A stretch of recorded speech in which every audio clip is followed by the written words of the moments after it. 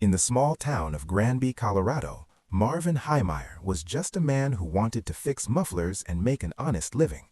He bought a plot of land for a bargain, dreaming of independence. But the powers that be had other plans. A concrete plant wanted his land, and the town council was all too eager to help them take it. Marvin tried to fight it the right way. He went to meetings, he petitioned, he begged for fairness. But they didn't just ignore him, they strangled him. They rezoned the land around him, cutting off the only road to his shop. Then came the insult to injury. The town fined him $2,500 for not having a septic tank, a tank he couldn't install because they had blocked his land. Humiliated, broke, cornered, Marvin realized the system wasn't broken, it was built to crush people like him. He sold the muffler shop's land to the concrete company. The town thought they had won. They thought Marvin was leaving.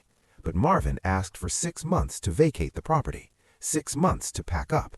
He wasn't packing, he was building. For months, hidden inside his shop, he created armor heavier than a tank's, a sandwich of steel and concrete a foot thick. He completely covered the windows. To see the outside world, he installed cameras protected by 3 inches of bulletproof plastic. He was building a tomb, a 60-ton weapon designed for a singular purpose: total dismantling.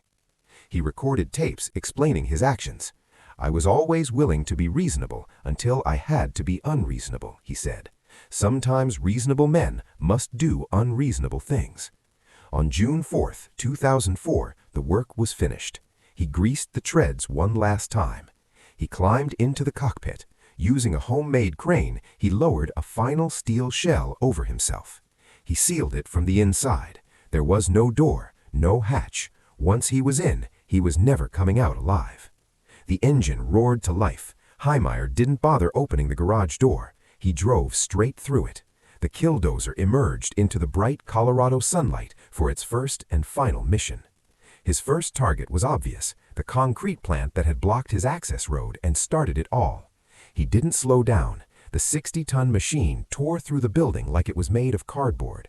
Police arrived within minutes. They opened fire with handguns and shotguns, but the bullets just bounced off the composite armor like devils. Heemeyer didn't even feel them.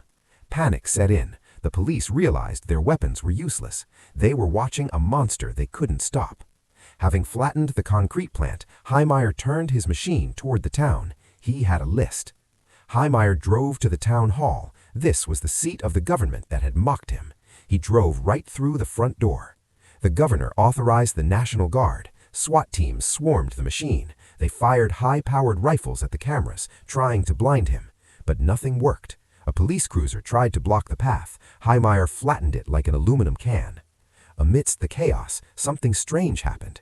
Heemeyer had many chances to kill people, but he didn't. He fired warning shots over heads. He targeted buildings, not bodies. A brave officer climbed on top. He searched for a hatch, a bolt, anything. But the machine was sealed smooth, a perfect steel coffin. After hours of destruction, he reached Gamble's hardware. He smashed into the foundation, but this time he miscalculated. One tread broke through into the basement. The bottom of the machine got hung up on debris.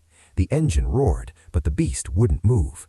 The radiator blew. Fluids leaked onto the ground. The rampage was over. The Killdozer was trapped. Silence fell over Granby.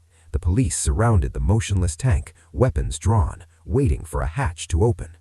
Inside the steel shell, Marvin Heemeyer made his final decision. A single gunshot rang out from within the armor. It took the police 12 hours to cut their way in with industrial torches. They had to slice through the very steel Marvin had welded so carefully. When they finally opened the tomb, they found Marvin. He had left no way out. He had completed his mission. 13 buildings were destroyed, $7 million in damage. The town looked like a war zone. But miraculously, no one else was. Is Aster Story AI. Thanks for watching.